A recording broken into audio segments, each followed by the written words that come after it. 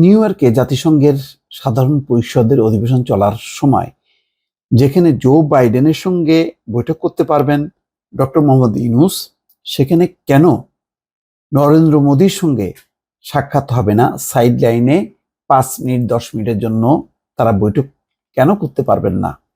কি কারণ?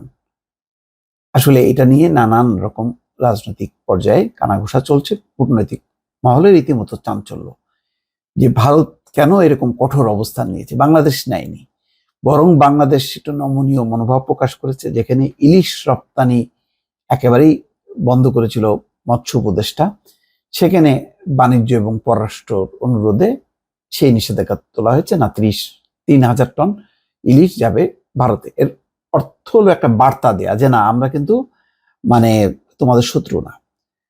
ভারতীয় নানা পত্রিকা নানাভাবে বিশ্লেষণ করছে, কিন্তু কোনো কোনো পত্রিকার বিশ্লেষণ খুব গুরুত্বপূর্ণ। কি কারণে?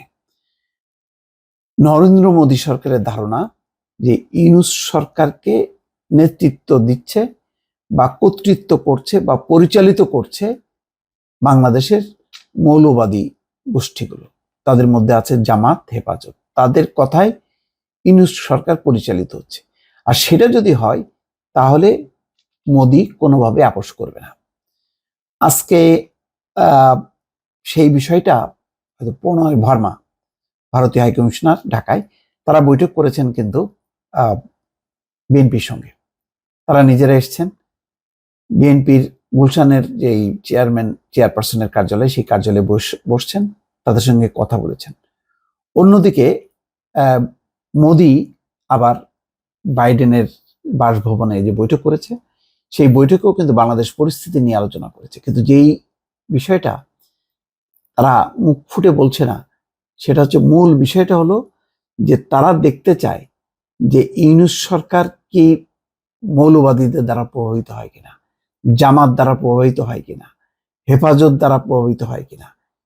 এটা যদি হয় তাহলে তারা কঠোর অবস্থানে যাবে এবং তারা সিরিয়াসলি বাংলাদেশের ব্যাপারে আন্তর্জাতিক পর্যায়ে জনমত গড়ে তুলবে এবং তাদের নিরাপত্তা বলয়টা আরো দৃঢ় করবে, যাতে কোনোভাবেই বাংলাদেশকে আর অ্যাক্সেস দেবে না। বিশেষ করে মামুনুল হকের সঙ্গে ইউনূসের সাক্ষাৎ, জামাতের সঙ্গে ইউনূসের সাক্ষাৎটাকে তারা ভালোভাবে দেখছে না এবং তাদের আশঙ্কা যে প্রশাসনের নানা পর্যায়ে হেফাজত, জামাত তারা প্রভাব বিস্তার করছে, সেখানে আসলে বিএনপির তেমন কোনো অবস্থান নেই। সুতরাং তারা বিএনপি নিয়ে তাদের কোনো মাথা ব্যথা নেই বা ঘোরতর কোনো আপত্তি নেই। তাদের একটা আপত্তি ছিল যে বিএনপি জামাতের সঙ্গে জোট বেঁধেছে, কিন্তু এখনো যদি সেই জোট থাকে এবং সেখানে যদি আবার বিএনপি প্রভাবশালী না হয়ে মূল নিয়ন্তা বা কলকাঠি যদি নাড়াতে থাকে জামাত বা হেফাজত, তাহলে ভারত একটা কঠোর অবস্থানে যাবে। আসলে সেই বিষয়টা তারা বুঝতে চাইছে যে ইউনূস সরকার কাদেরকে প্রতিনিধিত্ব করছে। তার তো কোনো দল নেই, কিন্তু রাজনৈতিক শক্তি ছাড়া তো পরিচালিত হতে পারে না, এটা সবাই জানে। এমন না যে বাংলাদেশে মার্শাল ল। তাহলে বাংলাদেশে একটা গণতান্ত্রিক আদলের একটা সরকার আছে, যদিও শুধু নির্বাচন নাই, কিন্তু সেই সরকারটা পরিচালিত হচ্ছে কাদের দ্বারা? জামাত, হেফাজত নাকি বিএনপি? এই বিষয়টা বুঝতে তারা অপেক্ষা করছে। এই কারণেই নরেন্দ্র মোদী চট করে এখনই ডক্টর ইউনূসের সঙ্গে বৈঠক করতে চাচ্ছেন না। তারা বিষয়টা বুঝতে চান বলেই প্রণয় ভার্মা আজকে লম্বা সময় ধরে বিএনপির সঙ্গে কথা বলেছে। হয়তো তারা ভেতরে ভেতরে আরো অনুসন্ধান চালাচ্ছে। অনুসন্ধান চালিয়ে তারা যদি ফাইনালি তারা বুঝতে পারে যে না, অসুবিধা নেই, বিএনপি ডমিনেট করছে এবং আগামীতে রাজনৈতিক সরকার আসলে বিএনপি আসবে, তাহলে হয়তো তারা সম্পর্ক ধরন পাল্টাবে।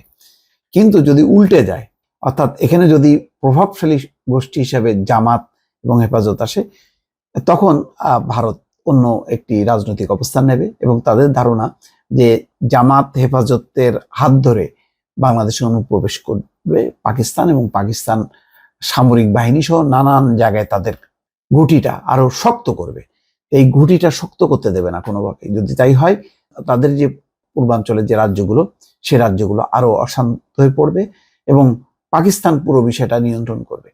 তো সব মিলিয়ে আসলে মোদী সরকার অপেক্ষা করেই তারা ইউনূসের সঙ্গে সাক্ষাৎ করবে, এমন একটি আভাস ইঙ্গিত তাদের প্রভাবশালী গণমাধ্যমগুলোতে ইতিমধ্যে তারা দেয়া শুরু করেছে।